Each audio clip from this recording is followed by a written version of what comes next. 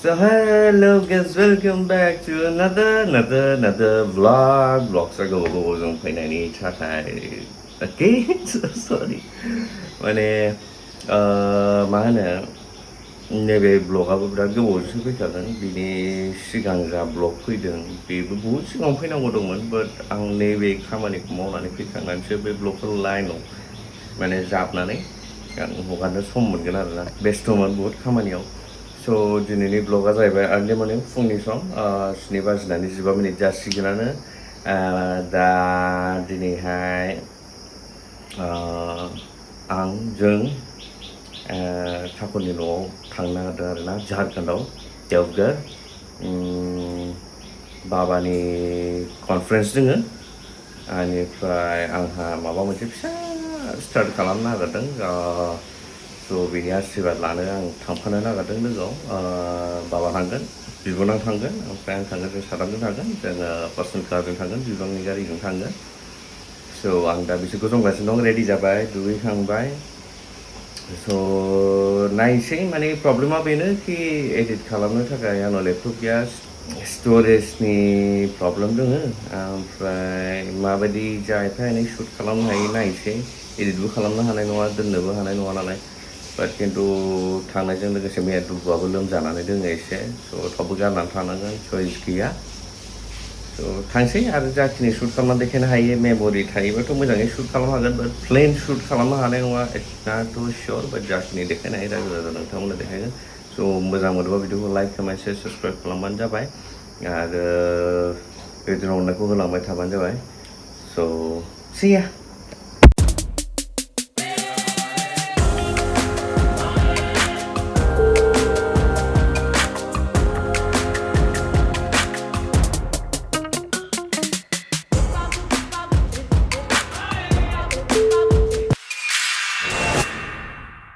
बोथोरा मा दिनै गाइस चिकि माइ गायनो जा मोजां दै जाना होबाय खिन्थु बुंनोबो हागौ नेगासिनो दं बेकपेक शल्डारावबो लाबाय गारि सिङाव माथोब्रा होननानै जानला मोनला गाननानै थांसै होननानै जमगासिनो दं दाबो फैया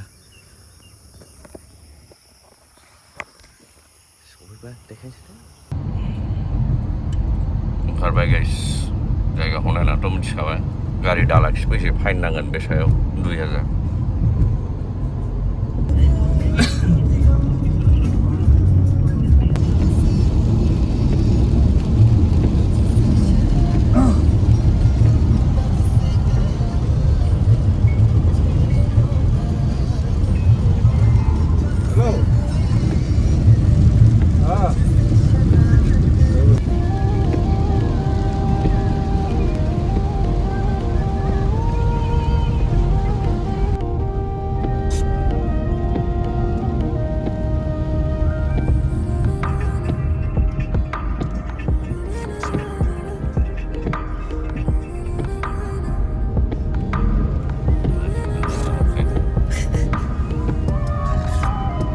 गारियाव बाबाबो आंबो बर जानानै रेजिडेन्ट गोन्दा जानो लाखिबाय गय नागिरै मोनैनि बेबो जाबाय बिबोनाङाबो बिफायाबो जाबाय गारि सिङाव स्रोदनो बिबार फैहांबाय लामा मा जायो अखा कन्टिनिउ हागासिनो दं आरो दिनै बहा थांदों जों दिनै पुर्नियासिम आरो हेडिं लामा ससेयाव बयबो सागुजोंसिम खोमा जलदापारा आंथ' गोसोआव गैला जलदापारा फलदापारा थांनानै नायदिनि थांनोसै नायलांबाय थादो येस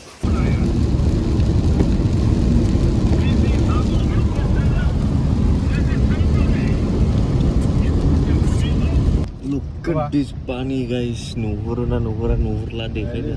हाला You see that?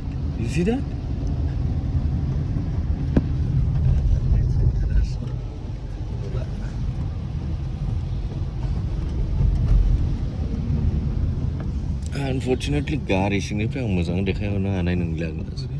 दैया खिन्थु गोगोम मैलाखा गुगाबोजोबनाय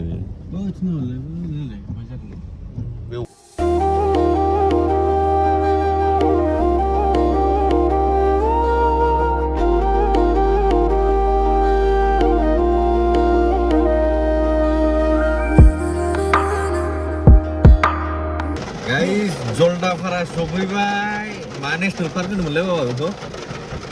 मा नेशनेल पार्क होनोमोनलाय जलदापारा नेशनेल पार्क आसामनि बायदि गान्दा सान्दा दङ गाइस बे लेफ्ट साइडथिंनि हाग्रायाव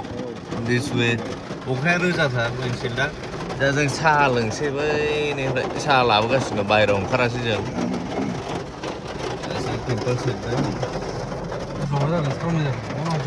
जों वाशरुम थांनोबो गोनां जादोंमोन खिन्थु बेयाव थांजालिया दा दस्रायाव थांसै साहा लोंनानै लाग्रोनोसै एसे थाजिम मोननायनि अखा इज भेरि रोजा रोजा एसेबांखिनि भिडिअखौ मोजां मोनथ'दों ग'प्रखौ चार्ज दोनबाय बेटारि जोबलायबाय स' नायसै नेक्स्टआवहाय जों मा भिडिअ खेबनाय जाबावो दाथ'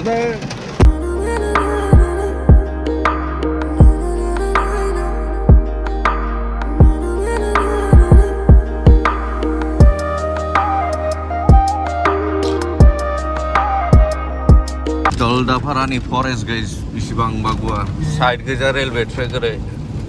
सीट बेल्ट गानाखैमोन फाइन नांगौमोन पुलिस थानायमोन बाट गथ'बाय थ' जों साहा लोंखांनानै जों दावखोलायबाय लासै लासै थांबाय थानोसै नो अभार स्पिडिंनि जोंना खुनु थांखि गैया सहैगोन थांखियाव लासैनो थ' थांबाय थानोसै नायलांबाय थादो देखायनायाथ' इसेबां खासिबो देखायनाय जाथ'वाखै अखा हानाय नालाय गारि सिं गारि सिंनिफ्राय बारा जेबो खेबनोबो हाया आरो लामानिबो इसेबां नलेज गैया कि लामानि इनफरमेसन होलांबाय थानो हानाय बायसा स' जा हायो बेखौ खोन्थानानै देखायलांबाय थागोन लोमजोबो नामा दाब जायगा हाइवेआ जानाङाना बोहैनाय जायगा गैया नामा हाग्रानि लोमजोबबाय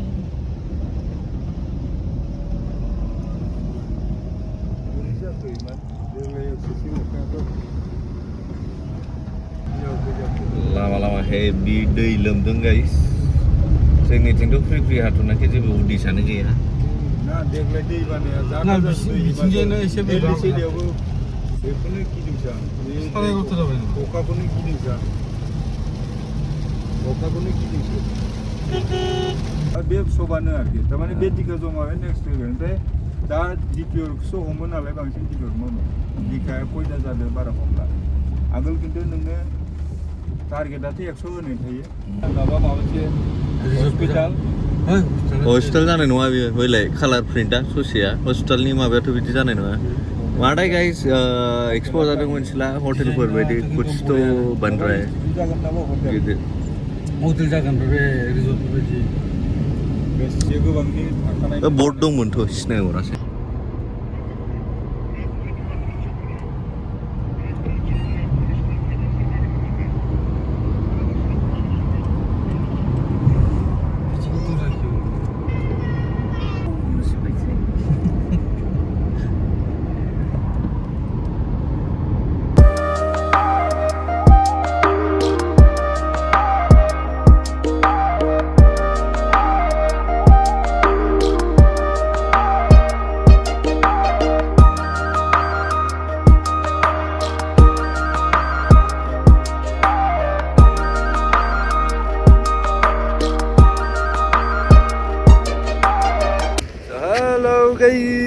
अबेबा दाबसे जायगायाव लाखिफैबाय खुला आसमाननि गाहायाव जानाय खालामना लाग्रोसै जानाय लाबोनायखौ एखै थांगोन जोंनि लामाया जों बेखै थांगोन एखै नै जुखामनि बायदि दं बेयाव लाखिथ'बाय जानाय हानगासिनो दङ गारियाव जाना लाग्रोदिनि जाखांनानै जारनिखौ सुरु खालामफिनसै खमसे खम जों जेराव टारगेट लादों बिसिम सहैनांगौबा जों 120 किल'मिटारसो दंबावो आरोना स' नायसै खैथासो सहैनाय जायो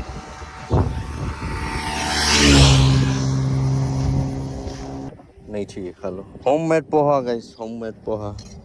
जानो हमबाय middle of highway nowhere yes नजारा गन्ने का खेत आम का पेड़ गन्ने का खेत आम का पेड़ हाईवे गाड़ी So जाखांबाय गाइस फैबाय इस्लामपुर बाइपास एरिया आरोना जों जाखांबाय बाबा दै लोंगासिनो दोङो आसोला नै रजनीकान्त बिसिगासिनो दं माय गड सिनेमेटिक गाइस देख रहे बोथोरखौ नायदो गाइस स्काई क्लाउड जोब अखा खोरोमदों माने अल्लाह की मजा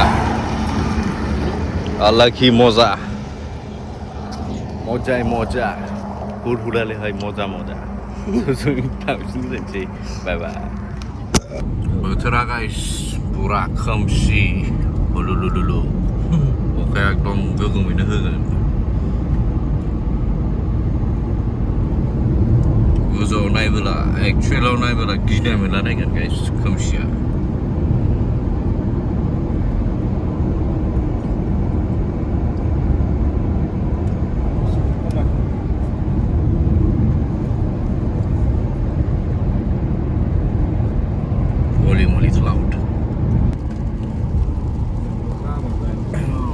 फैफिनबायानो गाइस थान्दा रिंनिबो चान्सेस दङ क्लाउडा जिबायदि रोजायाव गोगोम अखा जाबाय गाइस लामाखौनो नुला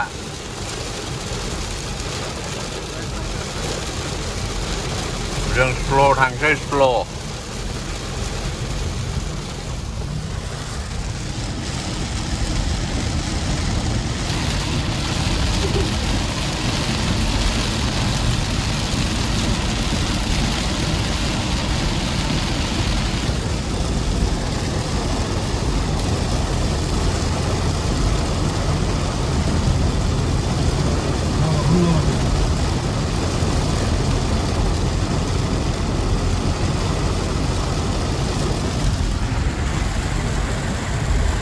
Flood is everywhere.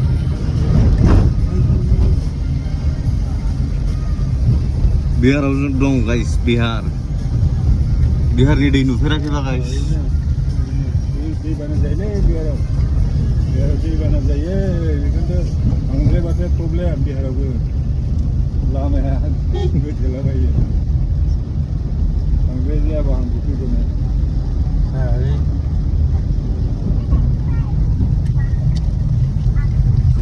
Bihar guys गाड़ी का चाबी लाओ हम पहले हम फर्स्ट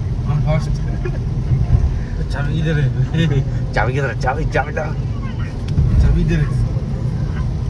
बिहार बोलते हैं गाइस बिहार बोलते हैं गमछा चाहिए गमछे की कमी है भाई जीवन में एक गमछे की कमी है 5 रुपए की पेप्सी मेरे को सेक्स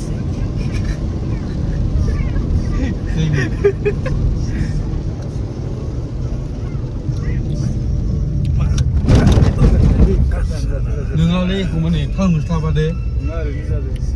सेथि बिहार फुरा नालाय थावना होदो ये सब बना रही चलो टिकटक शॉर्ट्स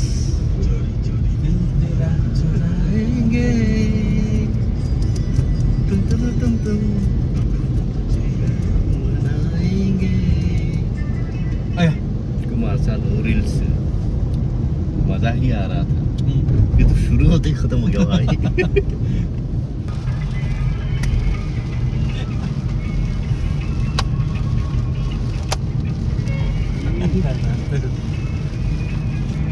गाड़ी भी चलाओ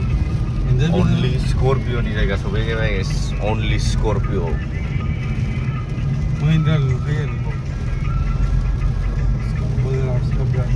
महिंद्रा बाजार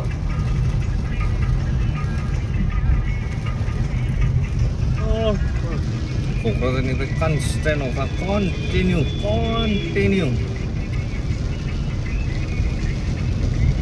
आरो जों 60आवनो क्रुज खालामगासिनो दङ दा गेजेरावल' 80-85 जेराव सुजुग सुबिदा मोनदों नो अभार स्पिडिं मालायफोरनि एसुभि सालायनायफोर बायदि नङा कि 100 खारबाल' गारिखौ खारनाय बायदियाव जों सालायाखै रिलेक्स जानानै फैदों पहुंच गया पूर्णिया सफैबाय पूर्णिया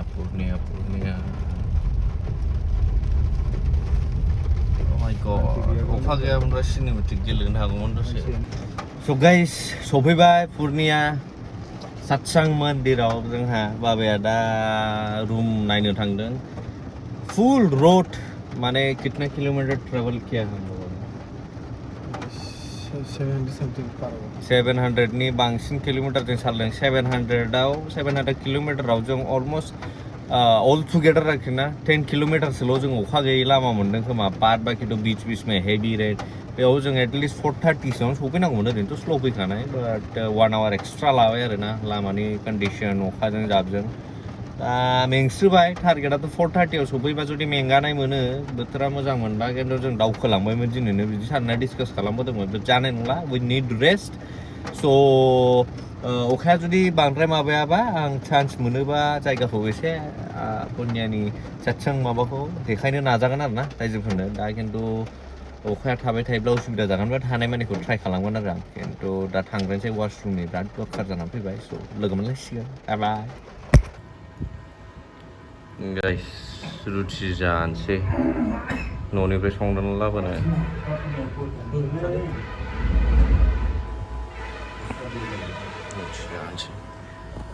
छोटा सा रूम रिलैक्स जानोसै